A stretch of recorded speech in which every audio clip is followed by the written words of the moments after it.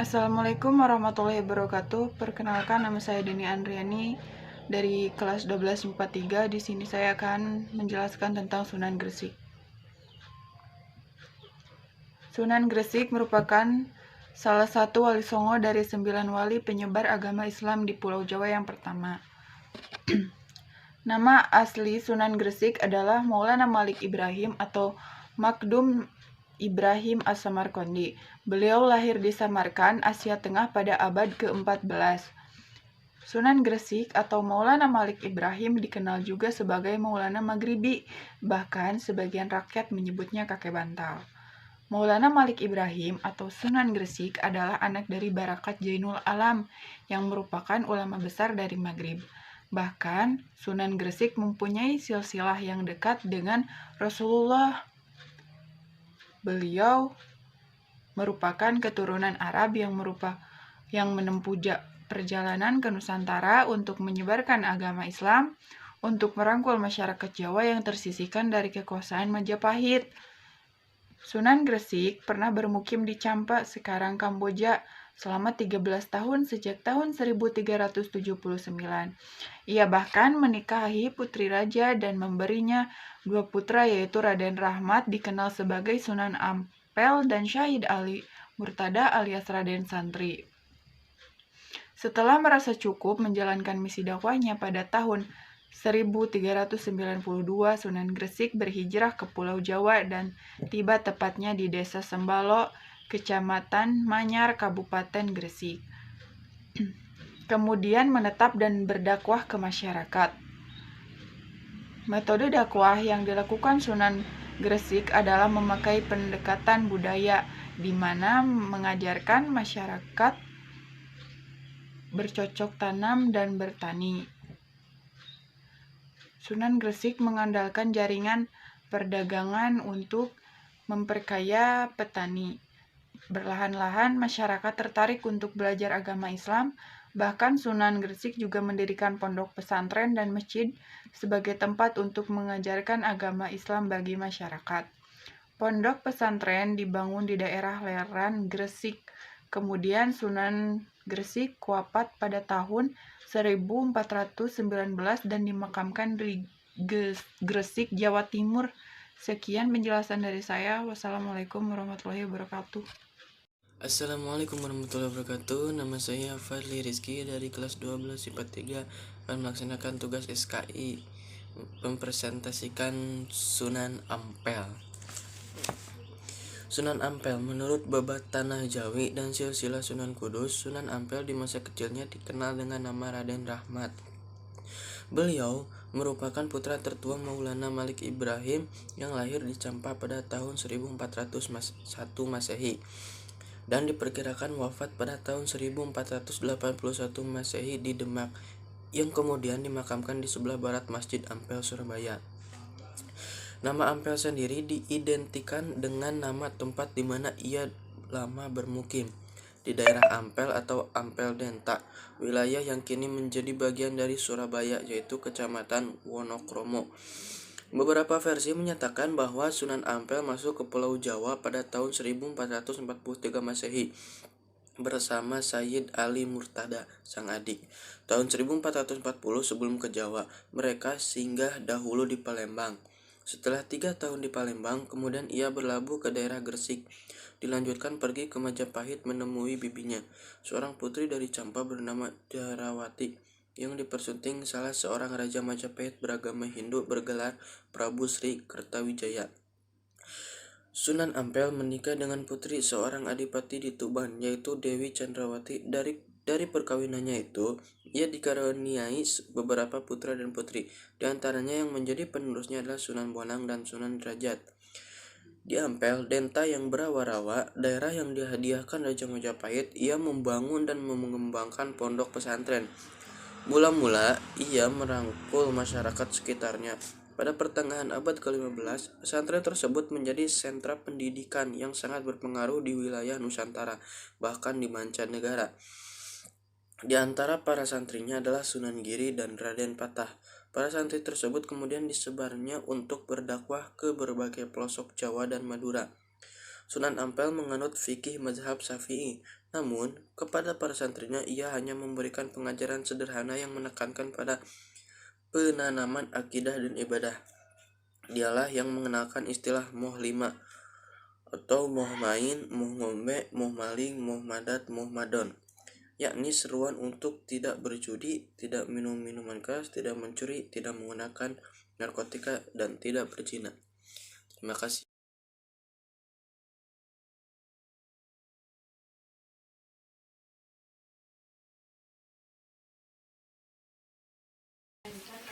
Assalamualaikum warahmatullahi wabarakatuh. Nama saya Hayayani Nurul dari kelas 12 di TK. Saya di sini akan menerangkan tentang Sunan Giri. Nama kecil Sunan Giri adalah Raden Haku alias Muhammad Al-Wakil. Ada pula yang disebut dengan Jakasa Buddha karena mengingat tentang masa kecil yang telah dibuang tahun. Raden Haku kemudian dibuat oleh Nyai Samboja. Sunan Giri lahir di Belambangan, kini adalah Banyuwangi, pada tahun 1422 Masehi. Ayahnya adalah Maulana Ishak, saudara sekandung Maulana Malik Ibrahim. Maulana Ishak berhasil mengislamkan istrinya, tetapi gagal mengislamkan sang putra. Oleh karena itu, ia meninggalkan keluarga istrinya berkelana hingga ke Sunda Pasar. Sunan Giri kecil menuntut ilmu di pesantren misalnya Sunan Ampel, tempat Raden Patah juga belajar. Ia sempat berkelana ke Malaka dan Pasai. Setelah merasa cukup ilmu, ia membuka pesantren daerah perbukitan desa Sidomukti, selatan Gresik, di Jawa. Bukit adalah Giri, maka ia dijuluki Sunan Giri. Pesantrennya tidak hanya dipergunakan sebagai tempat pendidikan dalam arti sempit, tetapi juga sebagai pusat pengembangan masyarakat. Kemudian, ia memberi keleluasaan kepadanya untuk mengatur pemerintahan, maka pesantren itu pun berkembang menjadi salah satu pusat kekuasaan disebut Giri Keraton. Sebagai pemimpin pemerintahan, Sunan Giri juga disebut sebagai Prabu Satmata. Giri Keraton bertahan hingga 200 tahun. Salah seorang penerusnya, Pangeran Singasari, dikenal sebagai tokoh paling gigih menentang kolusi Bokosi dan Amangkurat II pada abad ke-18. Assalamualaikum warahmatullahi wabarakatuh. Nama saya Hilman, saya dari kelas 12 IPA 3. Saya akan mempresentasikan Sunan Bonang, tugas dari SKI. Sunan Bonang memiliki nama asli Syekh Maulana Makdum Ibrahim, putra Sunan Ampel dan Dewi Chandra, yaitu disebut Nyai Ageng Manila. Sunan Bonang lahir pada tahun 1465 Masehi dari putri Adipati Tuban. Dengan demikian, Raden Makdum adalah seorang pangeran Majapahit karena ibunya adalah putri Raja Majapahit dan ayahnya menantu Raja Majapahit. Dalam berdakwah, Raden Makdum Ibrahim sering mempergunakan kesenian rakyat untuk menarik simpati mereka, yaitu seperangkat gamelan yang disebut bonang. Bonang adalah sejenis kuningan yang ditonjolkan di bagian tengahnya. Bila dipukul dengan kayu lunak, timbul suara yang merdu di telinga. Dan ada pula tebang-tebang yang diajarkan Raden Makdum adalah tebang yang berisikan ajaran agama Islam, sehingga tanpa terasa penduduk sudah mempelajari agama Islam dengan senang hati, bukan dengan paksaan. Sunan Bonang juga menciptakan seni sastra yang disebut suluk. Suluk berasal dari bahasa Arab, yaitu salaka tariko, yang artinya menempuh jalan hidup tasawuf atau terkat. Secara biasanya adalah wirid. Dan Sunan Bonang wafat pada tahun 1525 Masehi. Makam yang dianggap asli adalah yang berada di kota Tuban. Sampai sekarang Sunan Kalijaga. Nama kecil Sunan Kalijaga adalah Raden Said. Ia lahir sekitar tahun 1450 Masehi. Ayahnya adalah Arya Wiladikta, Adipati Tuban, keturunan tokoh pemberontak Majapahit Ronggolawe. Pada waktu itu, ayahnya diperkirakan sudah masuk Islam.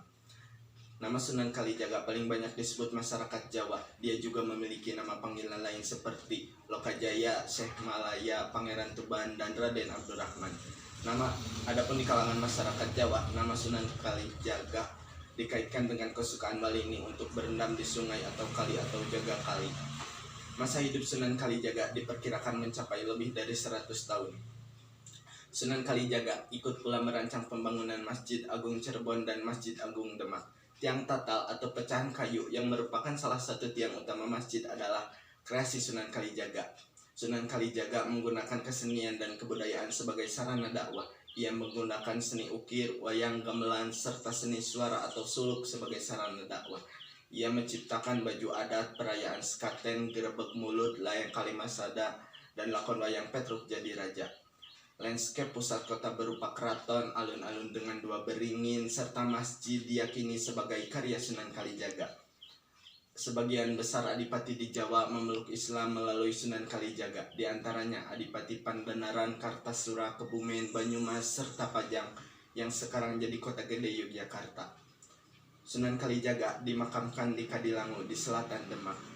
Assalamualaikum warahmatullahi wabarakatuh. Perkenalkan, saya Lia Fitriani dari kelas 12 IPA 3. Dalam kesempatan kali ini, saya akan memaparkan sedikit materi mata pelajaran sejarah kebudayaan Islam dengan materi pokok tokoh-tokoh dalam penyebaran dan perkembangan Islam oleh Wali Songo. Sedikit sejarah singkat mengenai Sunan Gunung Jati.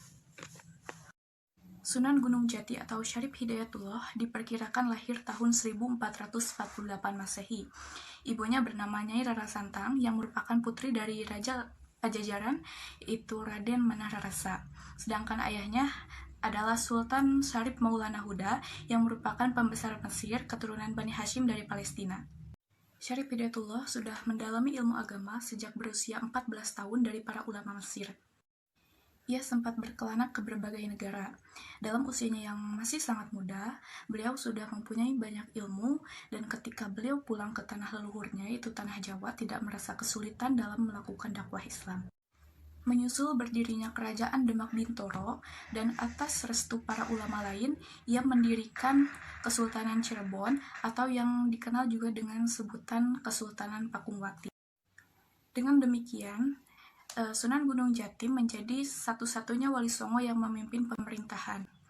Dengan memanfaatkan statusnya sebagai cucu dari Raja Pajajaran, ia menyiarkan Islam dari pesisir Cirebon ke pedalaman Pasundan atau Priangan.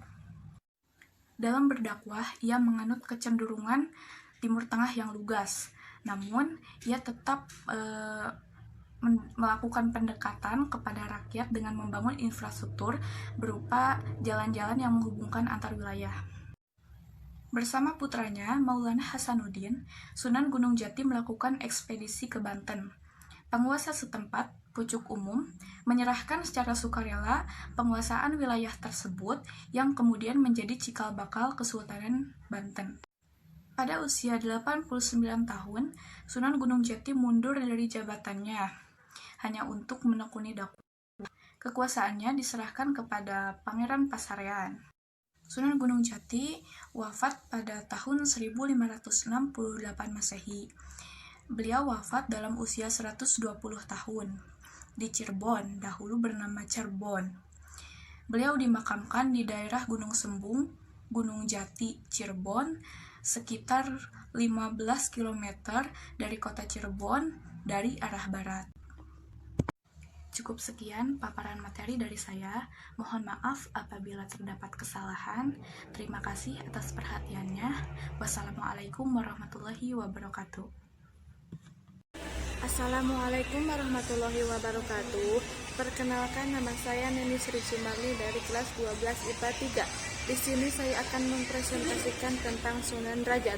Sunan Derajat adalah salah satu sunan dari 9 Sunan Wali Songo. Nama kecilnya adalah Raden Kosim, kemudian mendapat gelar Raden Syarifuddin.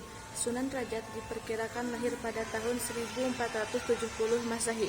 Dia adalah putra dari Sunan Ampel yang terkenal karena kecerdasannya, dan ia merupakan saudara dari Sunan Bonang. Setelah menguasai ajaran Islam, ia menyebarkan agama Islam di desa Derajat sebagai tanah percikan di Kecamatan Paciran. Di sana ia mendirikan pesantren dalam Duwur. Di tempat ini diberikan oleh Kerajaan Demak. Ia diberi gelar Sunan Mayang Madu oleh Raden Patah pada tahun Saka 1442 atau 1520 Masehi. Makam Sunan Derajat dapat ditempuh dari Surabaya maupun Tugun lewat Jalan Raya Pos Anyar Panarukan. Dari Kota Lamongan dapat ditempuh 50 menit dengan kendaraan pribadi. Sekian, wassalamualaikum warahmatullahi wabarakatuh.